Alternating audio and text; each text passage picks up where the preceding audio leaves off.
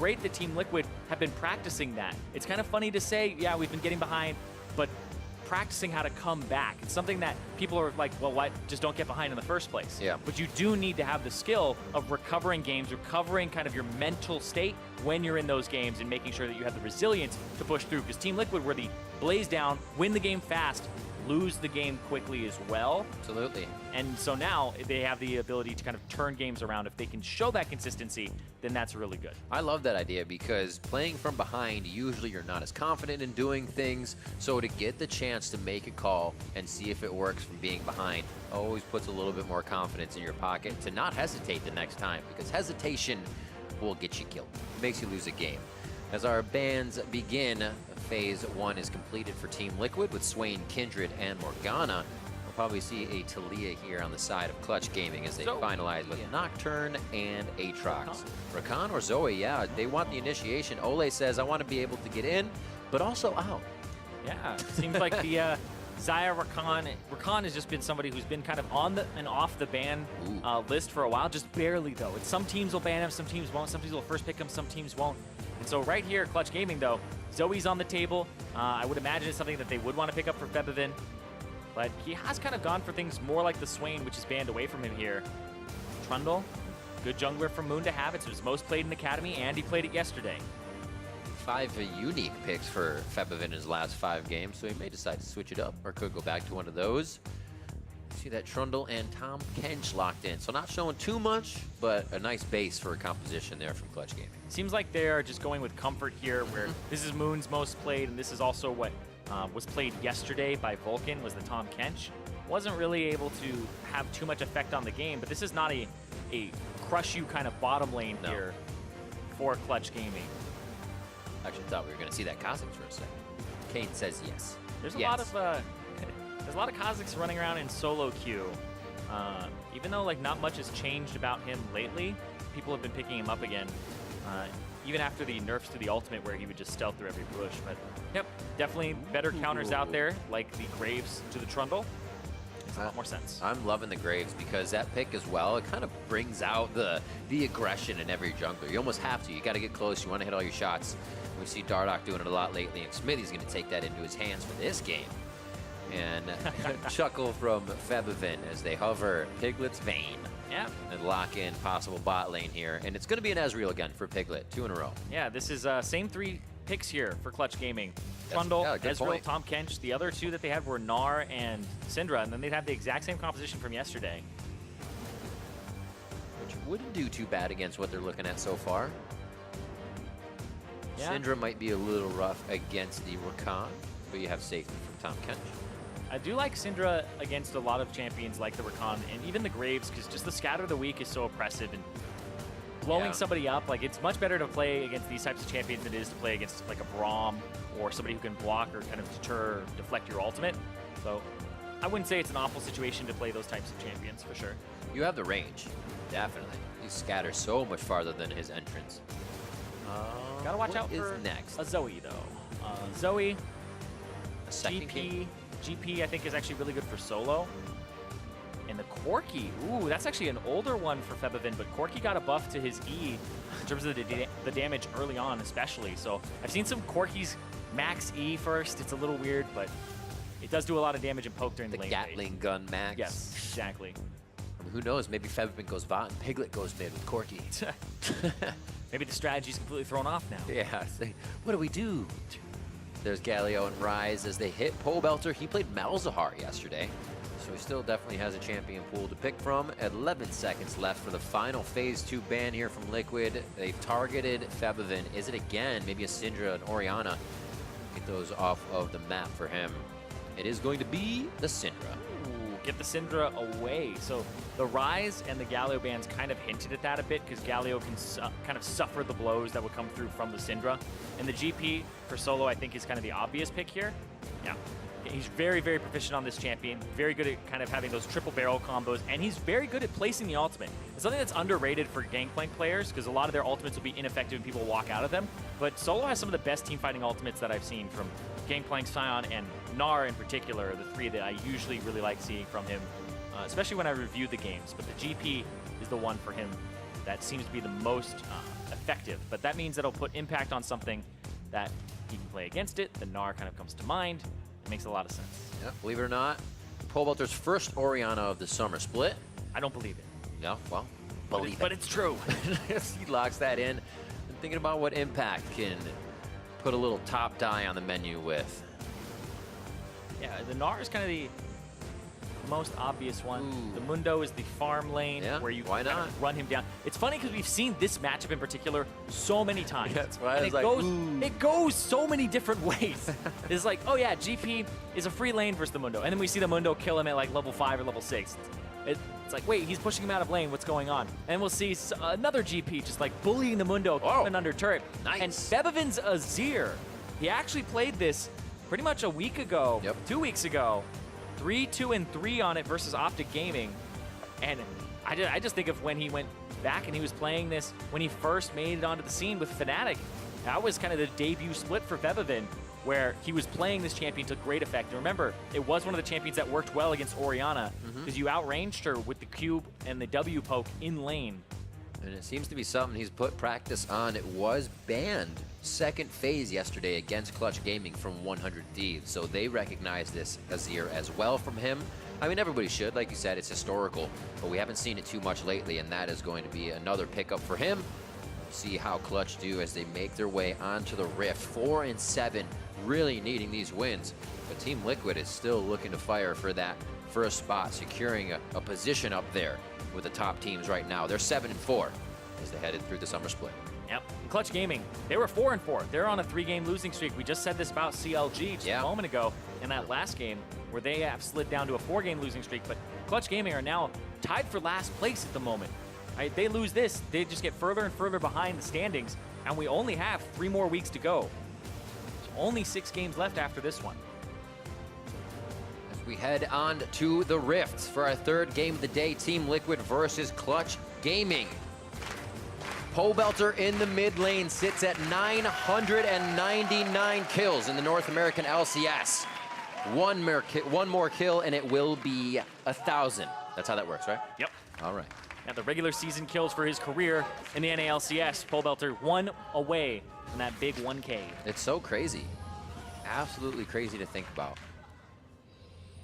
He's played so many different champions along the way as well, having easily some of the most unique plays in even the first 10, 11 games of a split, still going unique from what we've seen a few years ago. Yeah, like you said, this is his first time on the Orianna here. This split, so kind of just showing, hey, when the situation calls for it, he's able to play the champion. The Orianna will help protect double lift. It'll also help them attack.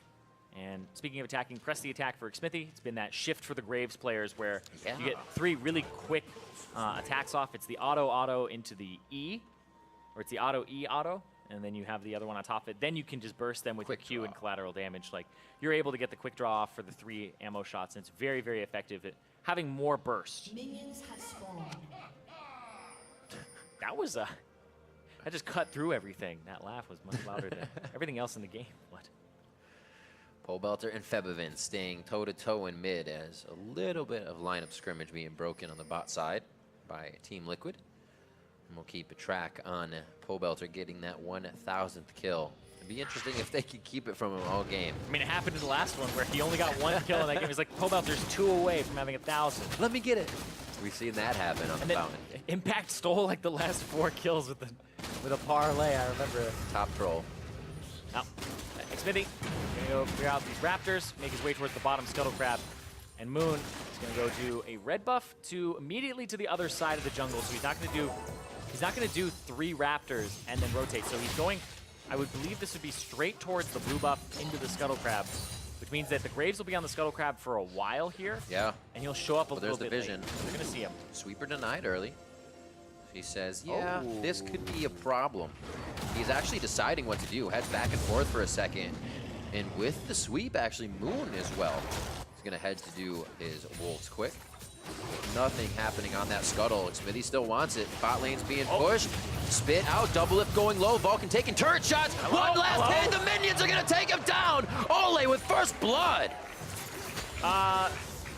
Vulcan, bro. He's just too aggressive there. He doesn't flash away or anything like that. He thinks he's out of range already. He spat double lift out, but Still, they get the first blood onto Olay in this lane that they were being aggressive. They hit level 2 first. They tried to push it too hard. Nice Quill gets a little bit of heal there. His Ignite definitely kept the pressure on him and re-aggroed the turret, which he probably wasn't expecting right away. Smithy, Scuttle close. Smites there for Moon. I was actually a second away from being up. It was very, very close. Yep. But Smithy, I think, got both Scuttle Crabs here. So he went Red, Raptor, Scuttle, Scuttle. Right here. Predator replay for your bot lane hit. Spits him out. Doesn't flash there. Takes another shot. Boop. Can't give him a tongue for the road either. No help there. Nope. Barrels up in front of the turret so you can make sure Impact has no push-up power. And Smithy is just tearing around the map right now, making sure he's avoiding Moon, finding every camp that has spawned. A quick in and a save for Vulcan onto Piglet, as they are losing the health trades in the bot lane. Yeah, they're losing them pretty hard too, and especially since this is a Doran shield lane for the Ezreal.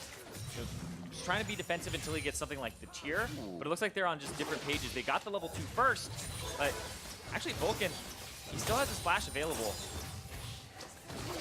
Ooh, nice dodge by Olay. I like the coin pickup by him as well, keeping himself safe, but picking up mana, picking up gold. He doesn't have to get in for relics and put himself in a weird spot to just take autos and hits from Piglet. Vulcan still on the relic, stay healthy, get that gold for himself. Actually, they're going to hold the lane knowing that TP would come. Yep, but watch this. Both junglers are right on the sides here. Vulcan positioned like he has the jungler there. Moon's going to get there first. Every time he misses, it puts a big relief on the pressure that they're feeling. Double lift flashes down. He will fall, and Smithy just short. No red buff to follow as well. They try to slalom through the minions, slowed down by the smoke. But it's not going to be a follow-up. Olay too low on mana as they protect the lane. Yep, there's the TP back from Double Lift. So Piglet very low on HP here. It'll be a lane that Double Lift will actually try to do some pushing duty on, try to clear out these caster minions. Yep, Piglet, they are going to spot Smithy here, and it'll probably be a base return and walk back here for Piglet and Vulcan. The TP was already used. Yep. Dark Seal and stopwatch is still ticking up right now as we see this bot lane hit once again. Vulcan moves up quite aggressively for these as well, so there's definitely a point for TL to take a play. Yeah, and because Vulcan went really aggressive earlier in the game, he got the flash out from Double Lift. So true. He can't flash over the pillar there, and that's what gets him and keeps him there. And Solo's actually been having a great time in this top lane. He got a lot of money bags early on. He's actually sitting on a lot of gold from the klepto. And I looked up, it was like 2 minutes in, he already had 2 gold bags. So he's ready to go. Look at that. Already cashed in, too. He's already like 400, 500 gold up. That's crazy. Come back with a little bit of damage. A Sheen is completed. He'll teleport back with just a refresh on everything. Impact bought 3 ruby crystals there for a second. It's like, okay, what's he buying? Got boots now. And 2 ruby crystals. But the Sheen, there's a pretty early Sheen buy there for not having a kill. Oh, there's the shove back. Welter, pretty hurt on this one, but he has safety to get away as the minions are helping him. But they still get the flash. That means a repeat gank is very doable here. And so I like that. I like seeing Clutch Gaming being very proactive here, getting flashes out, making sure that they're having something happen on the map, because Clutch Gaming have been pretty bad at waiting for the later parts of the game. They've been almost like 100 Thieves light in a sense, where they try to out-macro you or kind of wait for the game to happen and then play reactionary. And that's why we find them at 4 and 7 right now, because they haven't been taking control of their games. But Team Liquid kind of been the opposite for them. Sometimes they try to take control of their games too aggressively. Right here, though, Smithy ganking bottom, Piglet. Such a great position for the Graves and the line. Pobelter's coming too. Bouncing off the wall is going to do quite a bit of damage if it extends. Pobelter is there. Piglet down to 400 as he's devoured. Gray health is on. For Vulcan in here would be the Shockwave. 2-man coming in. Pobelter throws in, calls it, and just whiffs on the side as Piglet gets the flash out for safety. The roam coming up with nothing, and it could have been so big. Yeah, still gets the flash though. Like, True, I like to count ganks where a flash is blown for no flash on your side. I kind of consider that a win. That is true. So that means that when Olay hits 6, like, you're a prime target for Piglet, but he does have the Tahm Kench, he does have Vulcan who can eat him up and kind of give him the flash. So it may not be as rewarding as if you had gotten something like the Tahm Kench's flash. Yeah. But it's still getting a flash there for pretty low, I would say low sacrifice, low investment. Yeah, because the ultimate is still almost halfway up again. So Pobelter will have that, but he does have to watch himself here because Svebevin has flash. Svebevin can make a play on him. and just shove him back in a few seconds here. And if they're trying to play off Febevin and that low cooldown of the ultimate and play off that, then I think that's exactly the play they should be making here in a few seconds. Hand off the blue, go back mid, try to go through your control boards, and then make a play on Pobelter and go from there. Maybe even open up bottom lane afterwards. But, oh, hey, is the matchup swung? What are you talking about? How Minions, this matchup changes? Help! Oh, they just got stopwatches up. Impact decides actually to not go in. That 8-minute mark just hit and would have been a pretty slick play if he decided to go hard with his ult going on the stopwatch. Yeah. Remember, Solo doesn't have his ultimate from, he used it on the bottom side of the map. So let's see where he is actually at on his Serpent Coin. So he does have a chance to actually level up his Cannon Barrage. We'll keep an eye on what he chooses to level it up with. Really? He already has that? Wow. That's crazy. Yeah, he has quite a bit more too, which is insane. I actually don't believe it. Spectator? Yeah, no, it has a 6 and a 3, and it usually only shows you 2 of the digits. Yeah, so. yeah, but at 8.5 minutes, usually you do not see that he would be able to get something for himself. Yeah, he had 630. Wow, okay. So blue's going to be handed off to Pobelter. Smithy, you can see, is already sporting one himself. Team Liquid controlling the game slightly for themselves in that buff sense. Just 1-to-1 in kills, though, as they've only tempted each other's damage just a little bit. Pushing up towards mid, as we were saying, Pobelter staying safe, so he'll wait for the turret to be able to farm, and Piglet gets delivered on for a few hundred damage as Ole and Doublelift are just playing with their food right now. Normally when we say delivered on, it's like, oh yeah, he gave him that damage, but he actually was delivered to that damage from Vulcan. He's like, here you go, right in the line of fire, delivery. Plops him right down in front of him. And we checked it right now, Solo actually, he doesn't have 630, he has 63. Oh, so it isn't the triple yeah, number. he has 90. Okay. He has 91 so now. Reading out correctly. Yeah, I was like, there's time. no way he has a Cannon Barrage at 8 minutes. I was like, there's no way. He'd be like the best Gangplank in the world if that was. That's what I was thinking, but I thought the numbers were lying to me. So yeah, they were. Call, good ass. The fact that it only shows you 2 digits is a little iffy sometimes. But yep, pushed out. Go back and forth in that lane. Mundo's gonna have the ultimate available in a few seconds here. And Solo's just back to farming. The GP just needs to farm. He's at that 10 per minute mark already. Has the most CS on his team. Yeah, TL are gonna make use of that pressure on the bottom side, on the opposite side of the map. Now I can zoom around as well. Smithy can go from lane to lane. Make the play. Ward's already denied here by a pink, so it does not know that they have Smithy coming in from the bot side. Vulcan's going to get the Abyssal Voyage in, tries to get the Licks onto Pobelter. One more for the Devour. They come up with a kill as Moon goes in hard with the rest of the team. Piglet gets activated on the bot side, and there's the charm. There's the entrance, and there's Piglet going down to Doublelift as we get a fight on all fronts. Yeah, because Vulcan went to mid lane to help get that counter kill, leaves Piglet wide open bottom, and he overstays. But it's so hard to actually say he overstays. Well, yeah, he's a screen away. The Rakan flash W entrance there from Ole catches him because he has no flash from the earlier gank from Pobelter. But then, Zyrene, I say, expect the flash play from... No, I'm just kidding. Well, you should expect a flash play from Rakan when he has it. Absolutely. But Solo should be expecting this too. He's about to get dove here. Not a lot you can do about it, though, or probably this one. Remember that Zanyas is there for impact and just one last shot. He actually tethers the turret perfectly on that 100 HP bar. Bot lane is returning, so you won't get any pressure from Doublelift. Yeah, that was a It looks like they'll stop on this top side. That was Piglet's teleport as well, just kind of faking them out, saying, well, yeah, he'll actually come up here. This is going to give some extra breathing room over. Solo using oranges just to have a little bit extra HP. And there's the back. So yeah, this is what I was talking about, where you go for the flashes person, knock Pobelter back. Smithy's expecting it. Both junglers are playing by their control boards, but then Vulcan comes through. They have the ultimate from the GP, and then Febevin, the clutch heal there to save himself from the Smithy burst damage. But then I like this where Doublelift was shoving the wave. Ole was looking to match the roam, and then pivoted and came through the tri-brush there to come pick up Piglet. Yikes. Yeah, that's one where it looks like Ole is going to go match Vulcan's roam and go mid, but he actually comes up through the tri-brush and is on the side of you. So by the time that Piglet could react to it, where he thought it was a 1v1 and the supports were roaming, it was too late for him. Now down about 40 CS to Doublelift in that lane with the amount of pressure they continue to put on the Azrael and Tahm Kench. And there's a little bit more. Smithy obviously there for his strength in the jungle, as now Team Liquid can start to rotate a little bit more between mid and bot. We're going to have Cloud Drake again coming up. They may be able to handle that. There was a ping last time we saw Smithy top from Moon. He said, I want help with this Rift Herald, and that's what Clutch Gaming is going to focus on. Yep. Haven't been playing to that side. Ooh. No, actually. Maybe not. Haven't been pulled Smithy right up that way. Pulled him up that way, and now that they have that turret down, this might be TL actually going for the Rift Herald. They can have all 5 people here. Ouch. Yeah, Olay's just going for the wards. He gets the deep wards without getting caught or anything. So they got time with the bottom push. And he gets the control ward too, because they don't have any control of their jungle right now. Clutch Gaming, I mean, they're playing for scaling right now. They have a GP and an Azir. They're playing for the later parts of the game. Oh, close. But no cigar.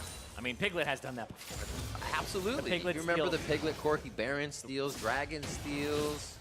I think Wild Turtle's the other guy that has a good number of those. Yeah, Apollo at the end of last season was getting crazy with it too. A ping from Piglet while they were doing that Rift Herald was on the bottom. All aboard. He said, I'm going all the way down. And all aboard the Abyssal Train as Impact gets a quick licking, but keeps on ticking, and it does not look like they'll get too much damage on this turret as the rest, I think, of TL's coming down. Pobalter says he's going to stay mid, but they still back off with the pressure. And I could hear the cannon barrage in the distance. Solo had ultied the top lane wave to kind of keep the pressure off of him, because they were going to lose this turret. So TL are actually making really good proactive moves here. And we saw right there where Clutch Gaming tried to get that bottom turret by actually going after the Mundo, but in fact able to ulti run away, and that kind of just stunts it, where now they aren't even matching there, and their top lane turret took a lot of damage, especially in comparison to how much the bottom took.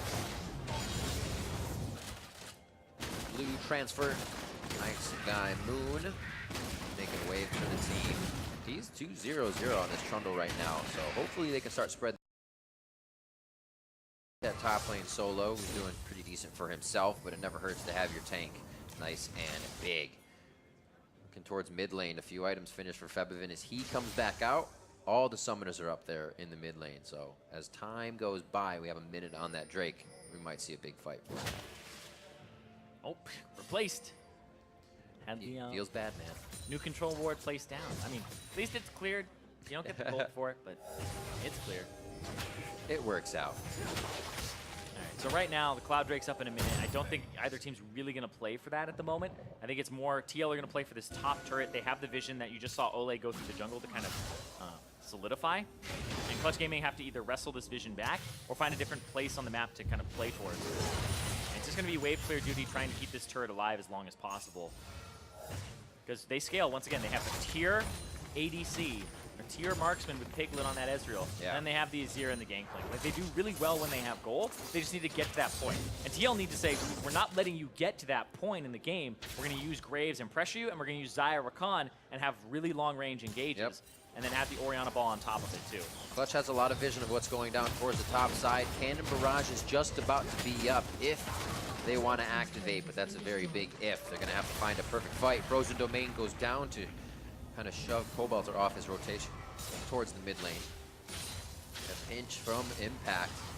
Let's see how far they take this one. Good vision from Team Liquid on the bottom side of the map as they've gained control. Just waiting to take control now of that next fight. There's a lot of gold in Double's pockets right now. I just checked, he's 1,600 gold up. He has an incredibly large gold advantage for himself. He's not even running something like Kleptomancy. He's 50 CS up over Piglet at 16 minutes. So yeah, there's a lot of gold on this Xayah, and when you're at this point in the game as Team Liquid, you want to just keep getting turrets, knock them down. You don't want to have the game stall out against a composition that wants to scale. You want to knock down turrets, potentially even go for 1 or 2 turrets here off this mid push, because Piglet's pushing top, and then you have your Mundo collapse. So this will rush through. They'll get this turret. Protect the eye, take it down ASAP. They have one vision ward on the right, one on the left, but it's not seeing past Raptors, so they have to back off here without that shoulder vision. And Solo's going to be Impact on the bot side. He's going to get a second charge off, too. Couldn't really reach the eyeball there. Wow. Yeah, when the Azir has a soldier, he can't actually attack from his staff or anything like that. Zap him in the eyeball. Smithy, meanwhile, solos the Drake, and that's 2 Cloud Drakes here for Team Liquid. Team Liquid off to a fantastic start, 3,000 gold up in 17 minutes, and it's spread across pretty much the bottom lane, and then they have Smithy doing well in the jungle, too. Kind of said we'd look at that bot lane throughout the game. Doublelift and Olay playing in really just in sync today. Sometimes there's a bit of back and forth. They're always behind each other in the calls, but today, really on point with hitting every engagement they need, Xmithy or not, in that lane. It's definitely given Piglet and Vulcan a hard time, and being a tier stacking Ezreal behind already means they have to patiently build up. Nice dodge by Ole as they continue to suffocate the vision of Clutch Gaming on their own side of the map. Ole has actually been incredibly annoying this game, because if you're playing against a Rakan that is testing his limits and constantly going for these wards and clearing them out, it really does make it so if you're trying to go after the Xayah, she's just going to disengage. And if you try to go on him, he's got a free targeted dash with his W. So catching him is very difficult. That's why he runs in with kind of no cares in the world and goes after Vision over and over again. And places Vision too, because if he's caught, he can just get out. So Ole's playing with fire, but it's not even that hot of a fire. Lukewarm. Yeah. It can turn up though. But he's getting so much done for his team. It's hard to appreciate that when a support is doing that. But he's actually very effective, and it puts the other team, it takes a lot of time away from when they can recover. Or how quickly they can recover and start playing that side of the map. Oh. Bit of a power spike here. Those Trinity Forces are finished for the side of Clutch Gaming. If they can tag on some of this damage, a lot of their initiation takes a bit, alerts TL, and they're able to walk out of it at this point. 2 ultimates used there in Abyssal Voyage and True Shot Barrage. Ooh, Solo waiting for Mission Impossible here in a 3v1. He decides that might be a bit too dangerous. He's really going to get pinched here if they actually get impact up. Moon's there to help as the rest of Clutch and the Cavalry arrive. Blue buff, I think it's just going to have to go over to Moon, and it can't really go over to Featherfin, who really wants it. Because Featherfin's actually kind of the shining light here alongside Moon in this game for Clutch Gaming. I mean, Solo is also doing well in the top lane. He has been for quite a while here, and he also has his Kleptomancy. And it's Piglet who's very far behind, and Vulcan as well off that lane phase. And they're down 3 turrets to 0 too, so Clutch Gaming, they're going to have to hold on, and it's almost the storm you have to weather. Like, when you pick a scaling composition, you say, we're seeding these turrets, it's just hold on to them as long as possible with losing the minimum, and then they rubber band back into the game. At that point comes when they hit 3 items. So once you have 3 items on the Gangplank, once you have 3 items on the Azir, that's when we'll start seeing Clutch Gaming do a little bit better in these fights. But it's a long ways away. But that's the Clutch Gaming style. And TL are saying we don't want to have it be a long ways away. Nexus is exploding in the next few minutes. Well, that's the kind of thing. It's why I like Orianna in the composition, but it's on TL. But Azir does the same thing. If you can control soldiers in a fight and have a lot up, it's as impactful as a shockwave. You continue to shred him. You dance around the opponent. And Azir is an impact mid laner that you can absolutely swing a game on its head. That's what they're looking for Featherfin to do here. Those summoners are still up, as we said, all around the map now, as things are getting a little tense around this Baron pit. You know what's funny is I've been watching. Oh, hold on. Hold up there. Not out here. Could be losing one of those impact players in the Orianna. And Whoa, coming through actually hits 2. Vulcan's going to be forced to use Grey Health here, but he gets in. Piglet first. Quickly Arcane shifts himself to safety as Ole's looking for the entrance. Who's he going to be able to get? Double hit up with the charm as he goes for Featherfin and Moon. They're forced to flash to safety, and 1-2 go down. Moon's going to follow next as they shut the light out of the fight. Solo runs by himself to safety as Team Liquid with a huge engage come up big. Clutch Gaming say, all right, Pobelter's out of position. We don't need to wait for scaling. We can go in and absolutely turned around perfectly there by Team Liquid. They're able to get 4 for 0. That's going to be the Baron, and that's going to be cracking the game wide open for them. 6-2 now, and 22 minutes will be on the clock as they drop the Baron. Mid lane to be cleaned up, top ready to be pushed. What a fight from Team Liquid here as they take full control of the game. Full control of the game for sure, man. Like, up 8,000 gold at this moment. They just slingshot it in. And like I was saying just a moment ago, Clutch Gaming needs to kind of lose the minimum while seeding objectives. Here, they go for a proactive play. Vulcan goes in with Piglet. They see Piglet on the ward, goes away, goes into the belly. They can't quite catch him with Olay, but then the shockwave from Pobelter to throw it off, and the teleport on that last minion that was up in front from Impact. means that they're completely sectioned off. But watching Smithy's flank here too, it's just so well done where he walks up onto Piglet, puts the pressure on him, and then it means everybody has to pay attention to this person on the right, and then Double Lift goes through with an ultimate, a flash to follow, and then just the tear through of the feathers. So much time for him too to cycle back in with the team. What a way to distract Clutch Gaming. I love Double Lift's build this game, by the way, because he went pickaxe, and then he went, holy crap, I'm fed. And he bought Rapid Fire Cannon, then he went for Infinity Edge. Like, the pickaxe is supposed to go into Storm Razor. Yeah, he thought it would. But he went, nope. Because he had the BF sword too. He was almost in the path already. But he went full Rapid Fire Cannon after that. Then he's like, okay, well, let's just go Infinity Edge. And now I don't even know what he's getting now, right? Like, baby, he's good. Get myself, you know. Razor's Edge? Yeah. Essence Reaver, maybe he'll, you know, it could be a Death's Dance. He's feeling himself right now. So we'll see though. You gotta be feeling it to dance, man. You gotta be feeling it. That's true, but he can pretty much buy whatever he wants right now because he's 2 items up, 2.5 items up over Piglet, who just completed his Muramana. Oh, it feels bad, man, when you put all your soldiers up and this still doesn't really deter the enemy team from coming in. Not really to the Baron minions, not at all with their magic resistance. And now, a second inhibitor turret goes down, I should say one. As they start on the inhibitor now. That bottom turret is pretty hit up though if TL wants to stay. No push from the top side, and they have a slight wave bottom, but they may be overstaying here. They have 1.5 minutes left, so they have a little time to work with. Yep, and it looks like double tier here for Piglet. He's saying it's the long haul. We need to put our shells on, turtle up for a bit. And he's saying we're playing for 45 minutes. Hit onto Moon. That cannon minion in the back doing a hell of a lot of damage to the turret at this point as Impact looking for some cleavers. He'll be one to hit the final shots on the turret. And now Team Liquid moves in, slowly encroaching in onto Clutch Gaming, and they're trying to find that entrance into the fight. They just don't have an initiation at this point. Yep. Mostly playing disengage. Like, that's the Clutch Gaming composition, is disengage, keep them in an arm distance, try to scale up. But then for TL, it's go, go, go. Orianna plus Berton, great combination. Question is though, Riv. Question me. For me, it's not will TL end this game, it's will Pobelter get his 1,000th kill? Because that last fight, he started off, Shockwave, 2 people. Oh, they get away from him. And then everybody else, he gets all these assists. Doesn't get the last hit. Will he get the 1,000th kill this game? I don't know, man. It's gonna be close at this point. Could just be an ender. And the team, it's not something the team thinks about as you go through a game. You're getting the kills. Maybe when you're on the fountain and you're shouting and having fun.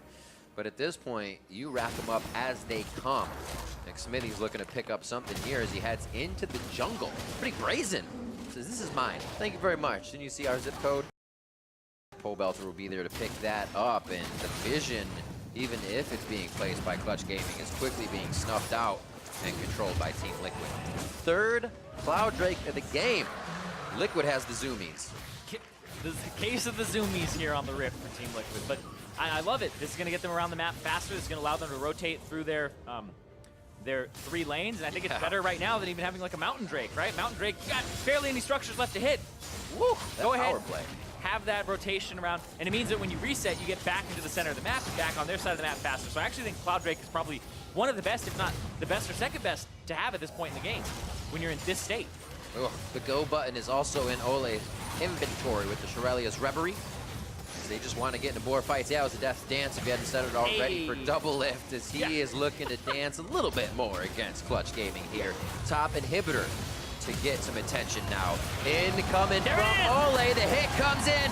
There is the 1,000th career kill for Pobelter as they lock down the base of Clutch Gaming, looking for the Nexus turrets and the possible win. And it was on Piglet as well. The person who had come through and had a really great stats against Double Lift, they say shut that down. The past is in the past, and TL are here to clean this game up in 27 minutes. TL, 27 minutes on the clock, 7-2, the 1,000th kill for Pobelter, and they also take a little bit of that first place position in the NALCS.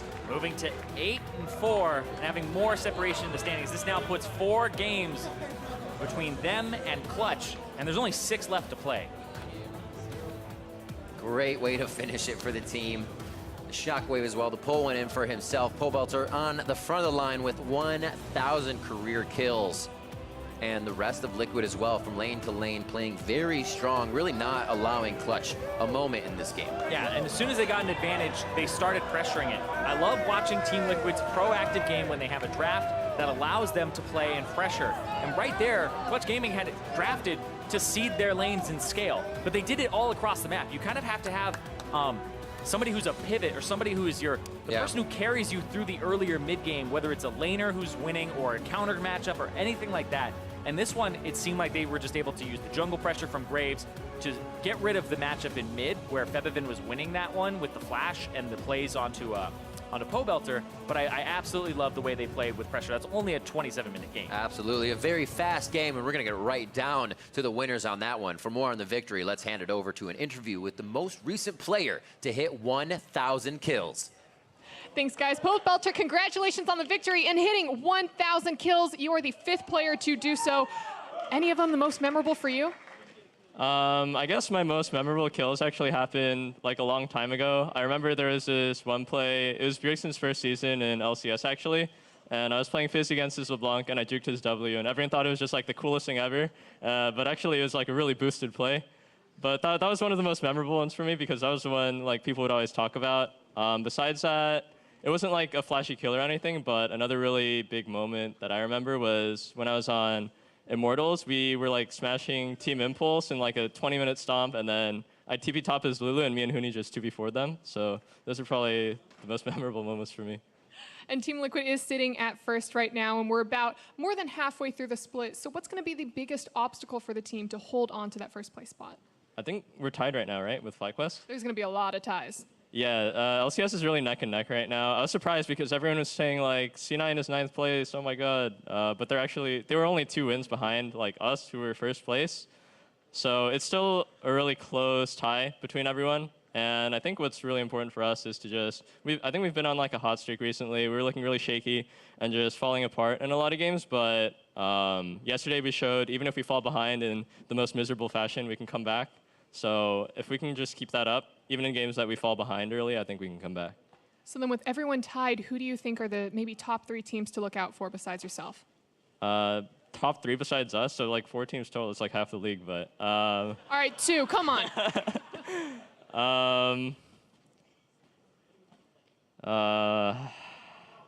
Who are you scared of? You know, I think that the teams that were a bit weaker last split, like Optic and GGS, are actually really strong this split. So, yeah, I think those 2 guys.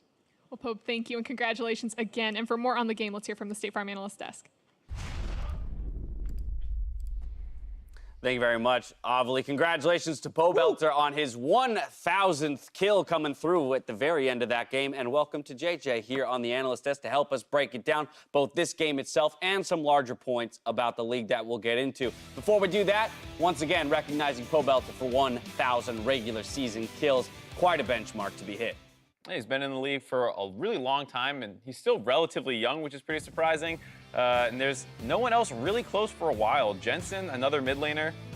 Turtle, your teammate up there at the top of the table, man. Yeah, actually, he's been playing forever. Like, every time I talk to him about old league stuff, he's like, yeah, dude, I've been playing since I was like, I dropped out of high school. I'm like 16 when I was on TSM, so it's not a surprise to me to see him up there. Yeah, I think it's so interesting when we have leaderboards like this because we look at the iterations the LCS has gone through. Wild Turtle started when there were quadruple round robin best of ones with teams. So, Super weak. So we were playing 28 games a split, and then we did best of 3 for like 3 splits. So these guys had these splits where they were playing 45 games. Right. And now we're playing 18. So some of those guys that are at the top that have been around. It's going to be hard to ever catch them. Oh, man. Yeah. If this format sticks for the next 4 or 5 years, like, I don't know if anyone's catching Wild Turtle and Double at the top of that standing. Without a doubt, especially since they're still going strong here in the North American LCS. But turning our attention towards this game more specifically, I want to take a look at the team compositions because we ought to continue this conversation around Clutch Gaming and the 3 subs that they have brought in or brought into the starting roster. Moon, Piglet, Vulcan, drafted the same 3 champions that they were on in yesterday's Consistency. Consistent. Well, yeah, if there's one thing you can't take away from them, it's consistency. But what is our opinion of the fact that they're drafted the same exact 3 champions as they were yesterday, in a sense, given no more tools to showcase that they deserve to be on the starting roster?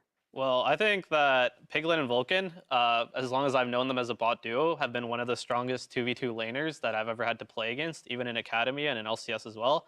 So it's not a surprise to me to see them drafting Ezreal Tom Kench, which is a really solid bot lane, can win lane, and then they're really solid mid game as well, and they can try to kind of team fight once Ezreal hits that 2-item power spike and bring TK ult places. So all signs then point to good in terms of champion select, given the ability of these players. Yeah. But then you dive into the game itself, and some unfortunate stuff happens here early, especially for Vulcan here on the stage. Yeah, and this is a good idea to try and get aggressive here, but Vulcan greens out one extra auto attack, and so he gets one extra turret hit on him, and that leads to his death. Really unfortunate, too, because historically, Doublelift gets destroyed by Piglet. Yeah, we had heard before the show that historically his gold difference at 15, that minus 378 gold to 15, was worse than against any other player he had ever played against for 3 games or more. But he was absolutely able to turn that around today. It started with that, and then they were just selling out to get some kills later. Like the double flash behind the turret was a super clean dive onto Piglet, but stuff like that just kept Piglet out of the game. Yeah, without a doubt. From there, a 4-0 for Team Liquid up near the top side of the map will net them the Baron. It was kind of a slow bleed up until this point, and not a very high kill game, to say the least. And so hard to analyze too much aside from this one big fight. JJ, what does that Tom Kench ult make you think of? North America, in a nutshell. Misplays on the Tom Kench ults, and this was actually another weird situation because we were thinking like, okay, this feels like a normal Team Liquid game where they win bot lane and they start getting a bit of a lead, but you looked at Clutch Gaming's composition and you think, okay, if they get 2 to 3 item power spikes on Gangplank and Azir and Ezreal, they can start turning it around. So that was a real head scratcher of a play, forcing at 21 minutes right as Baron spawned, exactly when Team Liquid wants to try and pounce, and before Clutch Gaming is ready. By all accounts, Clutch could have waited longer, could have just kept their foot on the brakes and tried to outscale until later in the game. But this is one of those rare occasions, funnily enough, in the summer split, where the higher-seeded team comes away with a victory over the lower-seeded team in this game. And so that's what I want to dive into here, kind of the topsy-turviness of the NALCS. And since we've got you on the desk, JJ, I know you have maybe a theory or two as to why we're seeing all the craziness. Yeah, I'm not sure exactly if this is like 100% what happened, but I think a few weeks ago, the bottom teams were scrimming each other and they developed a meta that was better than the meta the top teams were playing. So when it came time to play LCS, the bottom teams were actually playing a better meta than the top, and they started beating them out, and that caused this like topsy-turvy standings where everyone's super close, and the teams that are supposed to be worse are beating the teams that are better, and the teams that are better are just like playing incorrect meta, or not incorrect, but not even playing the right game of League of Legends. Exactly, and that just caused a lot of the wins that we see now. I think now things are evening out a lot more as AD carries come back into the meta, and you'll see teams like 100 Thieves, Liquid, Echo Fox like still be up there, but for a while there, I think that's might be what caused that disparity. Yeah, and that's interesting. Do you expect then Team Liquid and Echo Fox to just shoot ahead and even FlyQuest, Golden Guardians, Optic to fall back down? Or do you feel like you've made or learned different things that are going to allow you to stay competitive if everyone goes back to what spring split meta was? To be honest, I don't know what's going to go on anymore, mostly because a lot of the bottom tier teams are still beating the top tier teams, even now that the meta is normalizing a little bit. So I think we're still going to, obviously the standings aren't going to change super rapidly, and I think the disparity between the wins and the losses and the standings are actually opening up more now that the meta is back to normal, but I'm not sure if it's going to keep going this way. Mark, how do you reconcile with all this? I mean, it makes sense to me. There was a period of time where, JJ came by for the collegiate shoot, way months before anything had even appeared, and I talked with him extensively about what we were going to see, and this was way before even LPL started their games, and he was telling me all about the stuff we were expecting to see, and then literally all of that was shown like day 1, day 2 in LPL and LCK, and I was like, well, damn, FlyQuest clearly has a good read on the meta, and if they're busting that out versus the teams that they're scrimming, and then the top teams aren't playing them because, hey, they weren't as good last split or whatever it is, you probably do come up with these 2 different reads on the meta, and like he's saying, they clearly were the ones who were more adapted to the meta. I mean, Team Liquid here, now 3-game win streak and a 2-0 weekend here to follow 100 Thieves 2-0 weekend. So to some degree, it kind of points to those top tier teams from Spring Split are kind of maybe building some momentum and some steam.